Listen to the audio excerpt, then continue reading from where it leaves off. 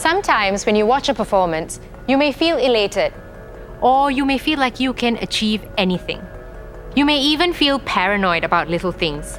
Performances tend to have that transcendental quality, allowing us to weave through a gamut of emotional responses and/or intellectual reception. In this video, I'd like to talk to you about the concept of rasa, a way of experiencing a performance. And to do that, I'd like to use the Ramayana as an example to take us through the rasa experience. The Ramayana is a Hindu epic written in the early 5th century by Saint Valmiki in Sanskrit. It tells the story of Prince Rama of Ayodhya and the demon King Ravana of Lanka. The main action of the Ramayana begins when Rama is exiled into the forest for 14 years with his wife Sita and his brother Lakshmana. During this period, Ravana catches sight of Sita and is mesmerized by her beauty. He then kidnaps her and takes her with him to his kingdom of Lanka. Despite their relentless search, Rama and Lakshmana are unable to locate Sita. They then meet Hanuman, the monkey god, who agrees to help them. With Hanuman leading an army across the sea and into Lanka, Rama and Lakshmana then battle with Ravana, vanquish him, and rescue Sita. Originating from the subcontinent of India, the Ramayana has a pervasive presence across Southeast Asia. From the intricate sculptures of Angkor Wat depicting battle scenes from the Ramayana, to the shadow puppetry that flickers with life across Indonesia, the story of the Ramayana continues to be told. Regional variations may occur in the names, and that is evidence of how the Indian epic has been absorbed into the local culture and language. Perhaps another reason for the Ramayana's widespread allure is its emotional appeal and efficacy. It is a simple but compelling tale that draws on a vast range of human emotions, and this makes it easier to digest when incorporated into the cultural practices of this region. In the Indian treatise, the Natyasastra, sage Bharata coins a term to encapsulate that complex experience one may have when watching a performance: rasa. Rasa is the heightened exchange between the performer and the audience member, a unique experience that is emotional, intellectual, or both. In fact, the Natyasastra explicitly states that there can be no performance without rasa. Many scholars always parallel rasa with food that is to be savored.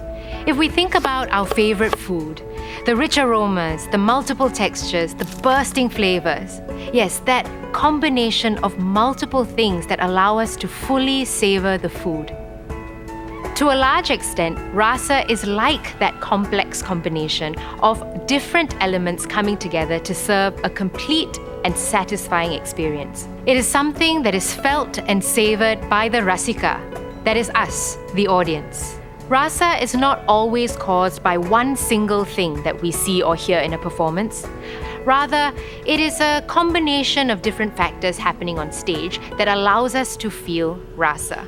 Facial expressions, movement vocabulary, dialogue, lyrics, musical accompaniment, mask, costume, makeup, the complete stage world cumulatively thicken the experience of watching. In the Natyasastra, Bharata lists 8 distinct rasas that capture the wide range of human emotions. While the Natyasastra outlines 8 distinct rasas or emotional experiences, a 9th was later included, although this is still open to debate. Shanta or peace was included later when Buddhism became widespread in this Hindu archipelago. It is only after that did the expression Navarasa or 9 rasas enter the cultural vernacular. Since rasa is understood to have been adapted from a vast range of human emotions, it is only fair that we look at each of these rasas with all of their gradations. Let's take Sringara. If we return to the Ramayana, romantic attraction between Rama and Sita, the devotion that Hanuman feels for Rama, and the lust that Ravana projects onto Sita can all be ways in which we understand Sringara. As such, there is a fine spectrum of emotions that can be teased out from each of the 9 rasas. Just as a tasty dish can be prepared by balancing different flavors in an appropriate manner, In a performance, all the rasas can be incorporated in different manners and intensities to evoke varying feelings in the audience. Rasas blend, overlap, interconnect, and create a fine framework that can touch the hearts of the audience. If rasa is something that is meant to be enjoyed by the audience, then bhava or mood is something that is offered by the performance world to make that enjoyment possible. Bhavas are recognizable moods that calibrate rasa.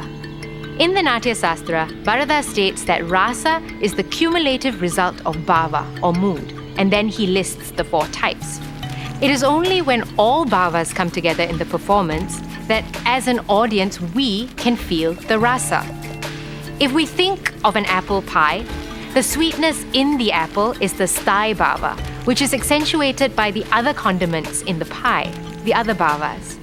Tasting that sweetness is the rasa. Bhavas form the emotional bedrock of the stage world. How they are told is the Abhinaya, literally meaning to lead or present the performance to an audience. The elements of the stage world are neatly categorized into 4 sections in the Natyasastra.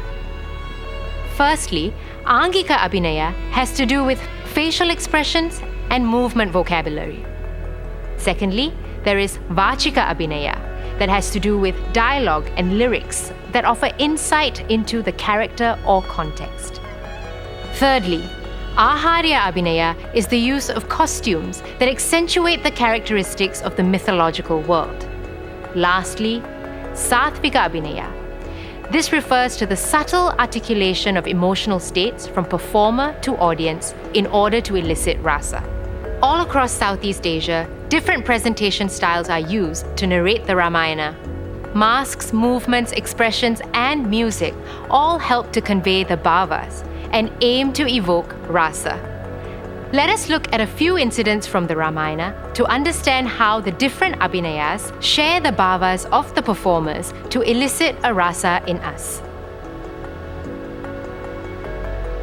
In this next scene, Sita catches sight of a magnificent-looking golden deer, a trap laid by Ravana, and begs Rama to catch it for her. The deer also tricks Sita into believing that Rama is hurt, and Sita then pleads with Lakshmana to go search for Rama. With both men gone, Ravana seizes this opportunity and kidnaps Sita and takes her with him to his kingdom of Lanka. In this Javanese Wayang Wong retelling of the Ramayana, we can see how movement vocabulary, costumes, and music, all different aspects of abhinayas, are integral to conveying this golden deer scene. The quick and sharp movements of the deer and its headgear help to differentiate the deer from other characters and help to elevate its breathtaking quality. The varying degrees of adbhuta upon seeing this magnificent golden deer can be observed through Sita's facial expressions and awestruck movements. The change in rhythm, melody, and dialogue when Ravana enters the scene helps to set him apart from the brothers Rama and Lakshmana.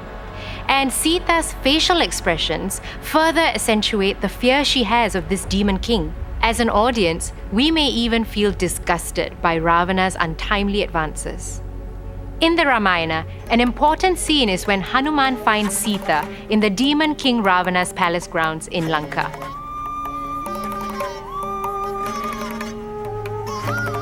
But once the other demons spot Hanuman, they capture him with much difficulty and drag him to Ravana. They then set Hanuman's tail on fire and initially snigger with delight to see him struggle. But soon, the tables are turned as Hanuman becomes bigger and reduces all things around him to ashes. Fear starts to build in Lanka as an enraged Ravana looks at the destruction caused by the monkey god. This Bharatanatyam piece relies heavily on facial expressions and mudras, or hand gestures, to convey this narrative. Here, we witness Hanuman as the embodiment of Veera, as he takes us through a weave of emotions when his tail is set on fire in Lanka. The final scene in the Ramayana, where Rama defeats Ravana, is a metaphorical battle between good and evil. With Lakshmana, Hanuman, and a strong army of monkeys standing with Rama, this final battle often offers us different gradations of Raudra and Veera. In this traditional Thai-con retelling, colors of the costumes, masks, and movement quality are all different types of Abhinayas that allow us to differentiate Rama's entourage from Ravana. The stylized but athletic movements, borrowed from martial arts practice, are accentuated by the pauses, allowing us to witness this final battle between these brave warriors.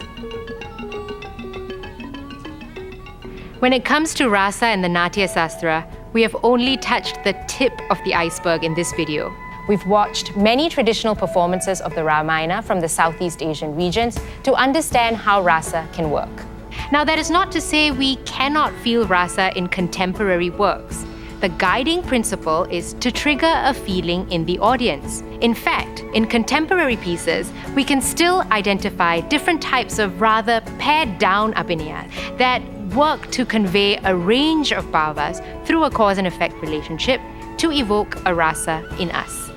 To think about it from a different perspective, Rasa applies to the artistic and creative performance-making side as well. As a storyteller, I always ask myself, how do I trigger that feeling in my audience? And so, Rasa is an all-encompassing way of experiencing a performance for both the audience member and the performer. Rasa is a unique emotional and intellectual experience, and no two people may feel the exact same thing. And that is its beauty. So the next time you watch a performance, own your Rasa and enjoy that irreplaceable feeling.